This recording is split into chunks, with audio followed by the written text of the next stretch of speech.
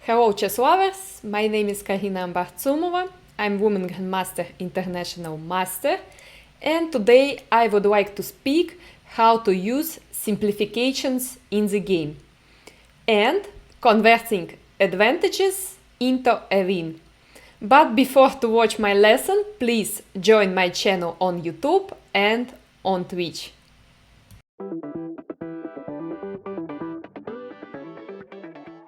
So, if we have promising position, it doesn't mean always we need to attack to win the game.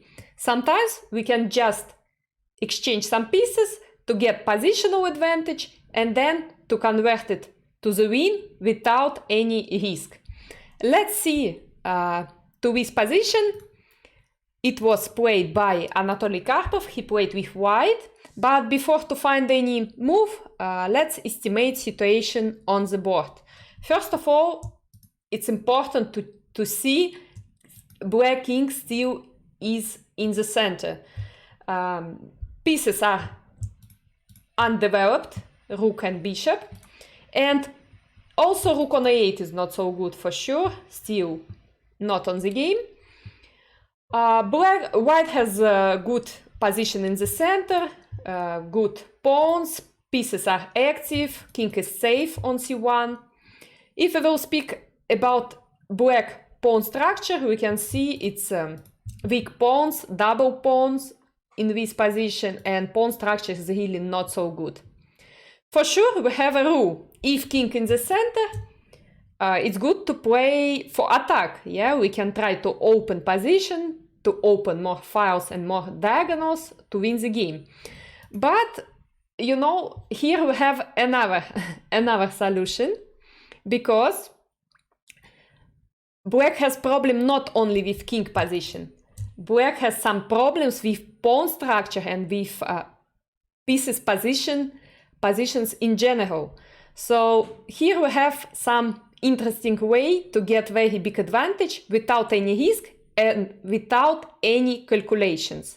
Because for sure f5 looks logical and normal, but rook b8. Probably black can try to attack b2, and we need to calculate some concrete moves, how to attack, maybe we need to sacrifice something in the moment. And Karpov didn't like it at all during the game. He decided to win the game without any risk.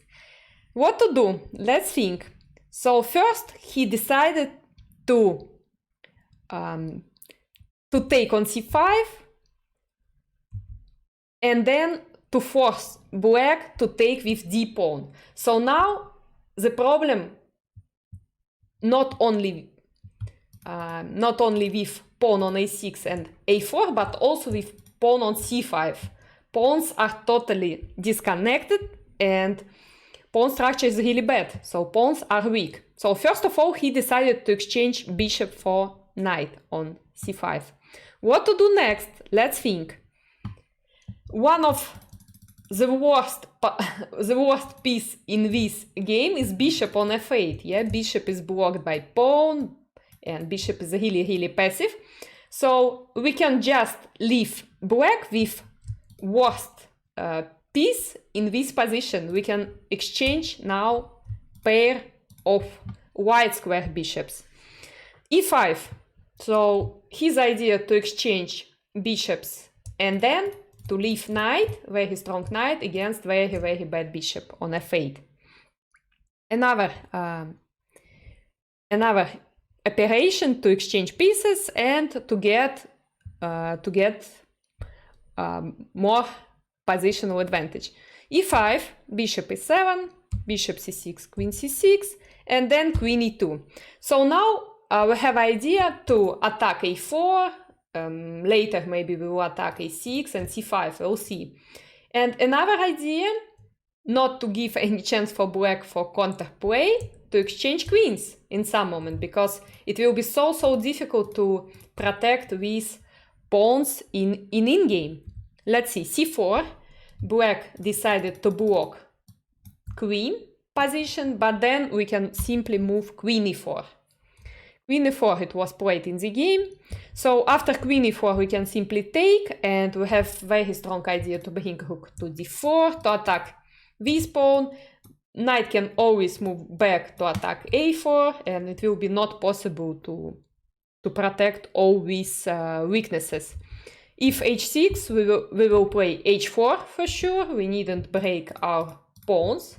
Our pawns are very good, so h4 normal move, and positions are just very, very good. Yeah, rook d4, knight c3, or maybe knight d2 in some moment, yeah, to take on c4. In the game, it was rook c8.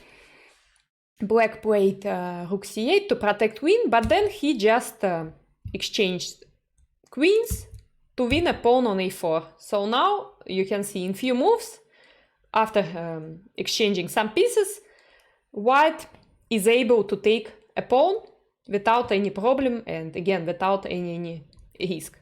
h6, h4 it was played, so after h takes g5, for sure we will take with h pawn to open h file, and we have a pawn and good knight against bad bishop. In the game it was c3, but after c3 we can just take bishop a3. So now we shouldn't take for sure, yeah, because he will take the knight and he will attack pawns like this and then maybe like this. So knight is better than bishop, we needn't exchange. Knight e4, bishop e7, and then b3. His idea to come to b2 and then to attack a6 with two rooks, because we can get double rook in some moment. And b3 is also good because we can control c4 square, not to give him attack knight and pawn on f4. a5, and then c3.